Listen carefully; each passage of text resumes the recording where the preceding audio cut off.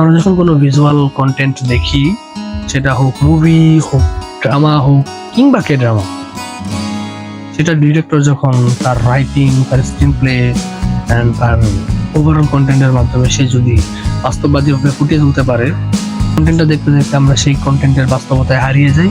এরপর আমরা সেই কন্টেন্টটা অথবা ফিল্ম অথবা ড্রামাটাকে আমরা সেই ড্রামা বা ফিল্ম হিসেবে দেখি না, তখন সেটা আমরা নিজেদের লাইফের একটা পার্ট, বাস্তব জীবনের একটা অংশ হিসাবে বিবেচনা করে ফেলি। 2024-এর শেষ দিকে মিস্টার প্লাঙ্কটন নামে একটা কে ড্রামা আপনারা দেখতে বসেন, তবে আপনাদের সাথে ঘটনাটা ঘটবে পুরোই তার উল্টা। লাইক এটা আপনাকে ফিল করাবে আপনি নিজেই একজন আর্টিস্ট, কোনো দর্শক নয়, এবং ঘুরে আপনাকে দেখছে, আপনি অভিনয় করছেন। অর্থাৎ এই কে ড্রামাটা আপনাকে একজন আর্টিস্ট হিসাবেই দেখাবে, আপনাকে হাসাবে, কাঁদাবে। এছাড়া কে ড্রামার প্রত্যেকটা প্লটে প্লটে আপনাকে সেই ধাপে ধাপে অনুভব করাবে। একদল সোশ্যাল জাতি এই কে ড্রামার নামকরণ করেছেন কে ড্রামা।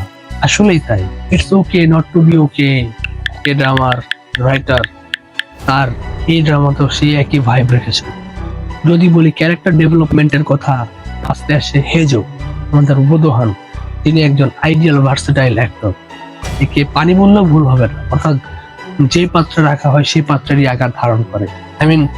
ফিল্মের ভাষায় যে ক্যারেক্টারই তাকে দেয়া হয় সেই ক্যারেক্টারের মধ্যেই সে তার রূপ ধারণ করে। এরপর আসছি লিড ফিমেল কাস্ট জোজিং। এর কথা আর কি বলবো, স্ট্রঙ্গার নাম শোনা নামের কে ড্রামাতে উনি খুবই চার্মিং অ্যাক্টিং করেছেন এবং এখানেও তার ব্যতিক্রম হয়নি। এরপর আসে অ্যালেক্স ল্যান্ডে অভিনীত মিস্টার জন। কে ড্রামাতে ওনার অ্যাক্টিং ছিল স্পিচলেস, আসলে স্পিচলেস। ওনার কোনো স্পিচ ছিলই না, জাস্ট একটা কথা বাদ দিয়ে, সেটা হলো Yes. Yeah. Thank you. তাছাড়া এই ক্যারেক্টারটা যে কোনো নারীকে সর্বোচ্চতম স্পেশাল ফিল করাতে বাধ্য করবে। একে নিয়ে আর নতুন করে কিছু বলার নাই, তাহলে কমেন্ট সেকশনে হুমড়ি খেয়ে পড়তে হবে। ফাইনালি আসি বংশুকের কাছে। আমার কাছে খুবই অ্যাডমায়ারেবল অ্যান্ড আইডিয়ালিস্টিক ক্যারেক্টার ছিল এটা। আমাদের মেইন লিডকে যেভাবে সাপোর্ট দেওয়া উচিত ছিল আর সম্পূর্ণটা ওনার মধ্যে। এছাড়া প্রোডাকশন কোয়ালিটি খুব ভালো ছিল, 10টা এপিসোড পর্যন্ত আপনাকে এঙ্গেজ করে রাখবে, সেটা অবশ্যই। এবার আসি এর সবচেয়ে ফেভারিট পার্ট, এর সিনেমাটোগ্রাফি।